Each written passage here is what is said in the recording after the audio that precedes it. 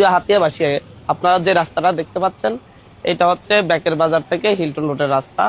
এই রাস্তাটা এক সময় হাতিয়ার দ্বিতীয় মেইন রোড হিসেবে ব্যবহার করা হতো, কিন্তু প্রায় 10 বছরের উপর এই রাস্তাটা আর সেই হিসাবে ব্যবহার হচ্ছে না, কারণ এই রাস্তাটা নিয়ে জনপ্রতিনিধিরা কোনো ধরনের কাজ করে নাই।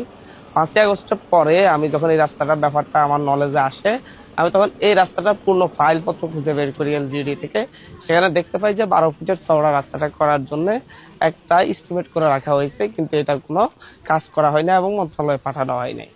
যার কারণে আমি পরবর্তীতে এটাকে পুনঃ এস্টিমেট করার জন্য, এবং রাস্তাটা যেহেতু মেন রোড হিসেবে ব্যবহৃত হবে, সেহেতু এই রাস্তাটা যেন হচ্ছে আরো চওড়া করা হয়, আরো ব্যবহার উপযোগী করা হয়, সেই জন্য আলাদাভাবে এস্টিমেট রেডি করার জন্য এলজিডি তৎকালীন এক্সিলেন্ট ইঞ্জিনিয়ারকে আমি তাগাদা দিই, এবং উনি একটা আপনার হচ্ছে গণশুনানি করার মাধ্যমে এই উদ্যোগটি নেন।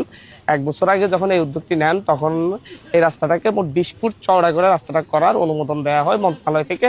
আসিফ মাহমুদ সজীব ভূঁইয়ার সহযোগিতা নিয়ে আমি এই রাস্তাটার অনুমোদন করাই, এবং বিশ্ব ব্যাংকের হেল্প প্রজেক্টের আন্ডারে প্রায় 27 কোটি টাকা ব্যয়ে এই রাস্তাটি 20 ফুট চওড়া করে কাজ শুরু হয়েছে। ইনশাল্লাহ এই রাস্তার ব্যবহারের মধ্য দিয়ে হাতিয়া প্রায় অর্ধেক মানুষের যাতায়াত ব্যবস্থার যে সমস্যা ছিল, সেই সমস্যার সমাধান হতে যাচ্ছে ইনশাল্লাহ।